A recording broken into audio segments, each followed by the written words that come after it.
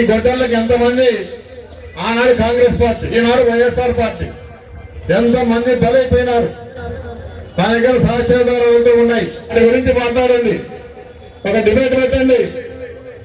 మేము సిద్ధంగా ఉన్నాం. మా దగ్గర ఆధారాలతో సహా మేము వచ్చేదానికి సిద్ధంగా ఉన్నాం. పొద్దున లేచిన నుంచి ఏ మీటింగ్ లో కూడా గొడ్డల పార్టీ నా బొంగుల పార్టీ మీదేంది. ఈ యొక్క బీసీ జనార్దన్ రెడ్డి అనే వ్యక్తి ఉన్నాడు. ఒక రావణాసుడు విధంగా అయితే మరి ఆయన పరిపాలన మనం చూడలేదు, కానీ ఒక రావణాసుడి మాదిరిగా ఈ యొక్క బనగానపల్లి నియోజకవర్గాన్ని పరిపాలిస్తా ఉన్నారు. ఇంత దుర్మార్గంగా ఏదైనా మాట్లాడితే కేసు.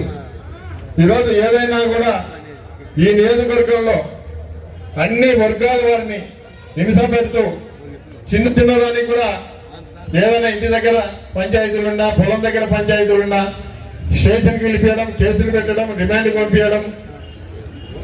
అదేవిధంగా ఈరోజు ఏదైనా వైఎస్ఆర్ పార్టీకి సంబంధించిన కార్యకర్తలు ఉంటే వాళ్ళతో డబ్బులు వసూలు చేయడం, ఈ విధంగా ఈ పరిపాలన సాగుతా ఉంది.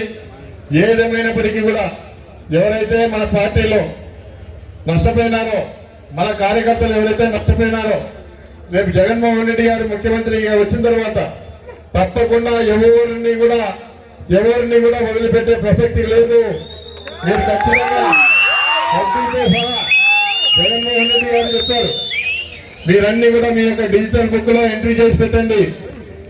మన ప్రభుత్వం వచ్చిన తర్వాత ఖచ్చితంగా ఎవరిని కూడా వదిలిపెట్టాం. మీరు వదిలిపెట్టినా కూడా మీరు మర్చిపోయిన డిజిటల్ బుక్ మర్చిపోదని చెప్తా ఉన్నారు.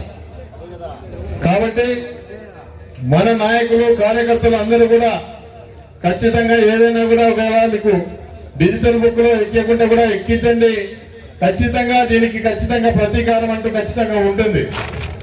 ఈరోజు ఈ రాజకీయాలు ఆర్థికంగా ఇబ్బంది పెట్టే విధంగా, ఆర్థికంగా సర్వనాశనం చేసే విధంగా, మనసులు ఆత్మహత్యలు చేసుకునే విధంగా ఈరోజు ఈ ప్రభుత్వం వచ్చిన తర్వాత చేస్తామంది.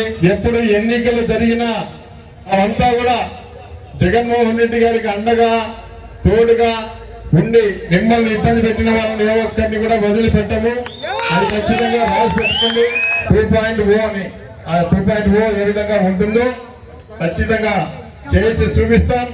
నేను ఏదో చెప్తా ఉన్నాను, మీరు ఎన్ని కేసులు పెట్టినా, ఎన్నిసార్లు జైలు పోయినా కూడా స్వాతంత్ర్యం కోసం ఆనాడు మహాత్మా గాంధీ ఏదైతే జైలు పోయి వచ్చినాడో ఖచ్చితంగా ఈరోజు మన జగన్మోహన్ రెడ్డి గారి కోసం ఖచ్చితంగా ఎన్నిసార్లు అయినా జైలుకి పోయి వస్తాం.